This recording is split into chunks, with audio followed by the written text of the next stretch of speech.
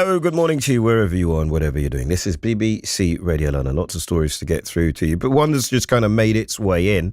As I said, I got sent an email about it, and then I woke up today and saw it on the BBC website, and I'm all about this. A theatre in Hayes may close because they've run out of money. Hundreds of people gathered at the Beck Theatre in West London over the weekend to protest against its closure. Here are a couple of them. We go there to watch the cinema sometimes. There's some people there that's their only day out during the whole week. You know, if you took that away from them, then they would be lost. It's under threat because its owners have failed to reach an agreement with Hillingdon Council over its funding. Under the current deal, which runs out in January, the theatre pays no rent for the use of the building. Jonathan Hayes is coordinator of the Beck campaign. Jonathan, good morning to you. Good morning, Eddie. How are you? I'm all right. I'm late to the party, but, Londoners are keen to know. Tell us a little bit, before we get into the political side of it. Just tell us a little bit about the Beck. So the Beck it's been in the community for the last 50 years. It's a huge cultural asset. There's so much more that it does that is more than just putting shows on. The cultural and creative learning programme supports charities, a huge number of charities, including the Afghans Women Support Group, Carers Trust Hillingdon, Compass Collective, Dementia Action Alliance, so many of these places. And I do want to kind of correct, actually, I know you said that Trafalgar they've failed to reach an agreement with the council. It's actually they put together a trial lease which would basically ensure that they would run the venue subsidy free at no cost to the council. Unfortunately, the council just never came back to that, and it feels like they are actually winding the clock down. We've seen this morning, Councillor Bianco's been on record to the BBC saying that the council have got an intention to keep the Beck Theatre open. But if they're so keen to keep it open, then why are they not accepting this deal with Trafalgar, who've been running we've been running the venue since 2007? Yeah, interesting enough, we asked them to come on. They didn't come on, but we've got a statement from there. They say that they do not want to They don't want to subsidise a privately operated commercial entity. So most venues up and down the country are subsidised in part by either a council or by the Arts Council. They do so much more than, say, just putting the shows on. It's actually really difficult for theatres to make money. And these theatres, it's not just about making the money. I know that is what is the drum that the council are banging, but it's all of the community work. You've heard from some local people this morning that have said that this is sometimes their only day out in a month. They can't leave. They've got great wheelchair access. They can come and see some great shows in the local area. Jonathan, you're pushing against an open door. That's I'm a failed actor, so theatres are my thing. Also, I lament all these community spaces that we're losing, whether it be, the libraries, the pubs, whatever, but community centres, places where people go and do more than just, stand there and shout, where they meet up, they talk, they learn to do new things. I'm absolutely, but I'm asking you equally to understand that, our local authorities are cash strapped and are having to make, I don't mean to defend Hillingdon, but I'm just giving you a statement of fact, are having to work incredibly hard and creatively to use the little money that they have.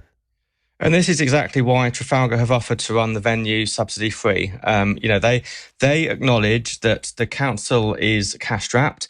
We've been told that there's a £75 million black hole, and we have offered we want the council to come back and say what is their plan from January 2025, because it's all well and good to say they can keep the venue open, but sadly, we've seen it all too often where an operator is stripped of the lease, the building's taken over by the council, and then it is run into the ground or the finances are mismanaged. And that basically justifies a permanent closure.